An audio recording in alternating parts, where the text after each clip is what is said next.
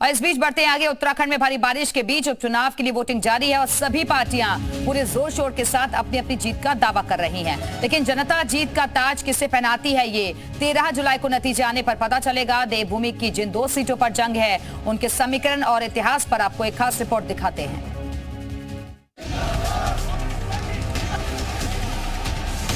लोकसभा चुनाव 2024 संपन्न होने के बाद अब उपचुनाव का रण जारी है।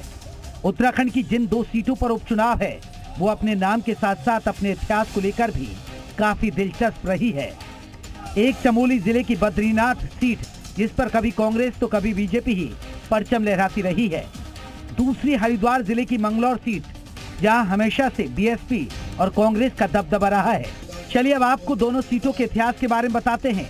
सबसे पहले बात करते हैं चमोली जिले के बद्रीनाथ सीट की। यहाँ मुख्य मुकाबला बीजेपी और कांग्रेस के बीच है। बीजेपी की तरफ से राजेंद्र भंडारी मैदान में है, जिन्होंने हाल ही में कांग्रेस का हाथ छोड़ बीजेपी का कमल थामा है। तो कांग्रेस की तरफ से लखपत बुटौला हैं, जो कानून में स्नातकोत्तर और चमोली पंचायत के पूर्व अध्यक्ष है। वैसे बद्रीनाथ सीट हमेशा से बीजेपी और कांग्रेस के पास ही रही है। बद्रीनाथ सीट पर कब कौन जीता? 2007 में बीजेपी के केदार सिंह फोनिया जीते। 2012 में कांग्रेस के राजेंद्र सिंह भंडारी जीते। 2017 में बीजेपी के महेंद्र प्रसाद भट्ट जीते। 2022 में कांग्रेस के राजेंद्र सिंह भंडारी जीते थे। तो वहीं हरिद्वार की मंगलौर विधानसभा सीट राज्य गठन के बाद अस्तित्व में आई थी। इससे पहले मंगलौर क्षेत्र लक्सर विधानसभा का हिस्सा हुआ करता था।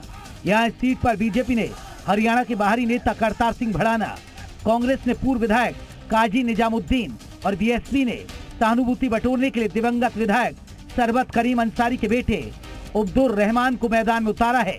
मंगलौर सीट पर कब कौन जीता? 2002 में बीएसपी के काजी निजामुद्दीन जीते थे। 2007 में बीएसपी से काजी निजामुद्दीन फिर जीते।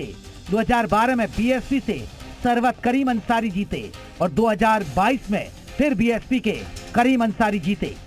उपचुनाव की जंग में सभी पार्टियां अपने पूरे दमखम के साथ उतर आई हैं। क्या बारिश, क्या भूस्खलन, प्रचार प्रसार में किसी भी पार्टी ने कोई कोर कसर नहीं छोड़ी है। सभी ने उपचुनाव के रण में जान झोंक दी है। आपदा के बीच उपचुनाव की जंग वाकई रोचक हो गई है। अब देखना होगा कि जनता किसे जीत का स्वाद चखाती है और किसे अंगूठा दिखाती है। ब्यूरो रिपोर्ट, जी मीडिया।